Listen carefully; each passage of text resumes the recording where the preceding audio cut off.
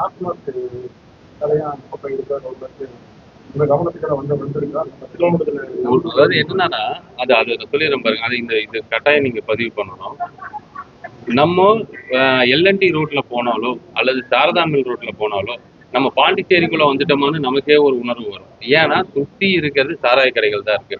புது புது பேர்ல இருக்கும்.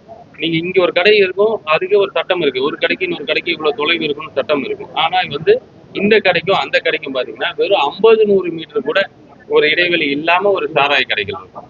அதே மாதிரி பாத்தீங்கன்னா இந்த 11 to 11 சொல்லி இப்ப இந்த ஒத்தக்கால் மண்டப பகுதியில நான் ஒரு செய்தி பார்த்தேன். ஒரு செய்தியாளர் அந்த செய்தி பதிவு பண்ணியிருந்தாரு.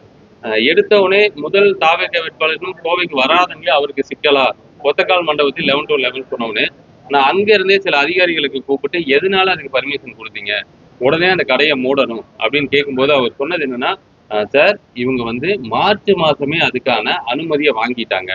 அதாவது போலீஸ் டிபார்ட்மெண்ட்ல அனுமதி வாங்கிட்டாங்க, கார்பரேட் இது பஞ்சாயத்துல அனுமதி வாங்கிட்டாங்க, இந்த மாதிரி எல்லா பகுதிகளையும் அனுமதி வாங்கிட்டாங்க. இப்போ நம்ம போய் அந்த அனுமதி கோர்ட்ல இருந்தே அந்த ஆர்டர் வச்சிருக்கிறாங்க. நம்ம போய் இப்போ அதை தடுத்தோம்னா நம்ம மேலதான் எஃப்ஐஆர் வரும். ஸோ அதுக்கு பாதுகாப்பு கொடுக்க வேண்டியது எங்களோட கடமை எங்களோட பொறுப்பு அப்படிங்கிற மாதிரி சொல்றாங்க. ஸோ அதனால அந்த ஒத்தக்கால் மண்டபத்தை நான் சொல்லியிருக்கேன், இல்லைங்க நாங்க கண்டிப்பா அதுக்காக நான் முன்னாடி உட்காருவேன், அது 3:30 வரைக்கும் விட மாட்டேன்னு சொல்லும்போது நிச்சயமா நம்ம ஆட்கள் மேலேயும் எஃப்ஐஆர் வரும், அது சட்டத்துக்கு புறம்பா செய்யற மாதிரி இருக்குன்னு சொன்னாங்க. சட்டத்துக்கு உட்பட்டு என்ன பண்ணணும்னு கேட்கும்போது அதை இடம் மாற்றுறதுக்காக நம்ம ஒரு கலெக்டரை பார்த்து ஒரு மனு கொடுக்கலாம் அப்படின்னு இருக்காங்க.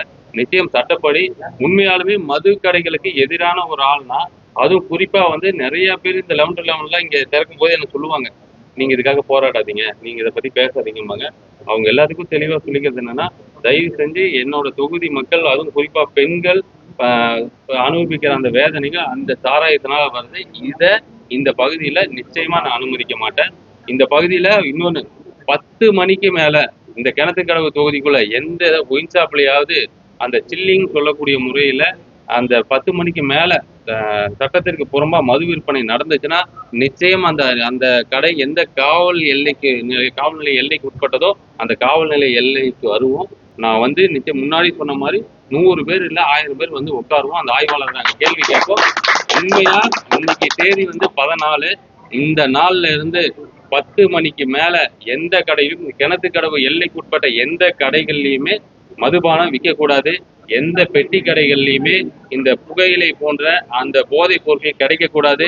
இந்த தொகுதியிலிருந்து அடுத்த 5 வருஷத்துல நல்ல மருத்துவர்கள் உருவானாங்க, தரமான மாணவர்கள் உருவானாங்க, பெண்கள் பாதுகாப்பா இருக்காங்க அப்படிங்கிற மாதிரி ஒரு தொகுதியா இருக்கணும். அதுக்கு ரொம்ப முயற்சி பண்ணுங்க.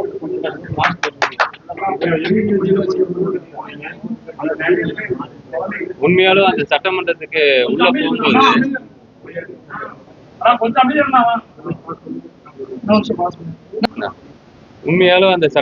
உள்ள போகும்போது ஏன்னா எனக்கு உண்மையில நம்பிக்கையே இல்லை.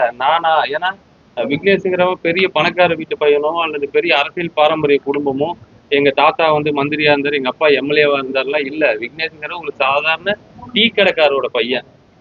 அந்த கடையில எங்க அம்மா வேலை செஞ்சு தந்த ஒரு பையனுக்கு இப்படி ஒரு வாய்ப்பு வரும்போது இது வரலாறு ஏதோ சொல்ல வருது, இந்த காலம் இந்த மண்ணுக்கு ஏதோ சொல்ல வருது. அப்படி ஒரு வாய்ப்பு எனக்கு கிடைச்சது.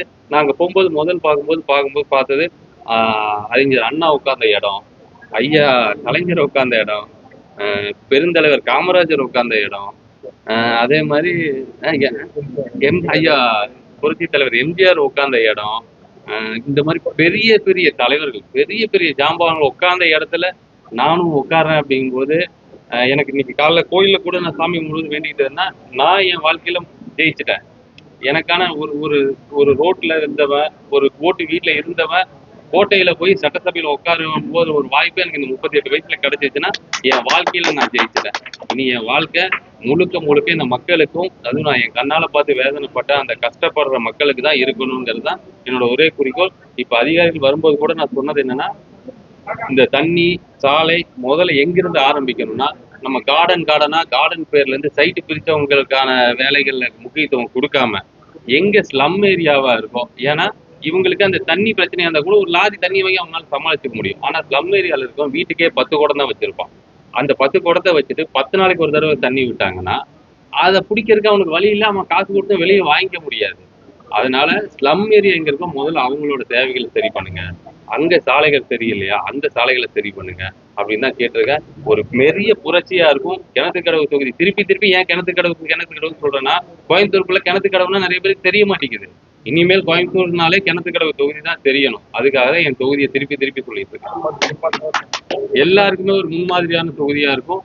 நிச்சயம் தமிழ்நாட்டிலேயே கிணத்துக்கடவுனா அது அவ்வளவு பெரிய தொகுதியில, நல்ல தொகுதியில நிறைய எல்லா வாய்ப்புகளும் நியோ அந்த ஐடி பார்க் வரைக்கும் கொண்டு வந்த தொகுதி தானே அப்படின்னு சொல்லக்கூடிய அளவுக்கு என் தொகுதியை கொண்டு வரணும்னு நான் ரொம்ப ஆசைப்படுறேன். என்னோட தொகுதி மக்களே இதுக்கு கொஞ்சம் ஒத்துழைப்பு கொடுங்க.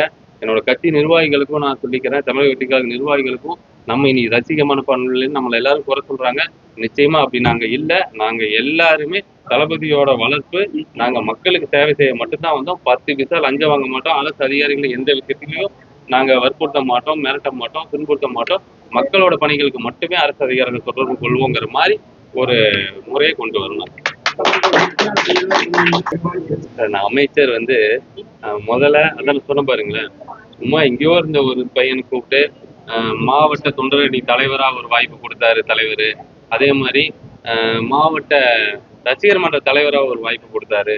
அப்புறம் மாவட்ட செயலாளரா, தமிழக வெற்றி கழகத்தோட மாவட்ட செயலாளரா ஒரு வாய்ப்பு கொடுத்தாரு. அப்புறம் வேட்பாளரா அவர் எல்லா அந்த இன்ஜின் சோசியல் இன்ஜின் அப்படின்னு சில எல்லா ஒரு கட்டமைப்புகளையும் உடைச்சி எறிஞ்சு எனக்கு ஒரு வாய்ப்பு கொடுத்தாரு. தளபதிக்கு தெரியும் யாருக்கு என்ன கொடுக்கணும், எந்த நேரத்துல கொடுக்கணும்னு. அவரு நினைச்சா மட்டும்தான் எல்லாருமே இங்க இதான் வர முடியும். அப்புறம் இது ஒண்ணு மட்டும், என்ன தயவு செஞ்சு தளபதி சொல்லியிருக்காரு, எம் மதமும் நம் மதம்னு சொல்லியிருக்கிறாரு. அதே மாதிரி என்னை பொறுத்த வரைக்கும் எல்லா ஜாதியும் என்னோட ஜாதி தான். இங்க ஜாதி பிரிவினை இல்லாம எல்லாரும் சரிசமமா இந்த தொகுதியில இருப்போம். இந்த தொகுதியை வந்து தமிழகத்துக்கு இந்த ஒற்றுமையிலும் சமூக நீதியிலையும் முன்மாதிரியான தொகுதியா எடுத்து கொண்டு போவோம். நீங்க எல்லாரும் எனக்கு சப்போர்ட் பண்ணுங்க. நன்றி.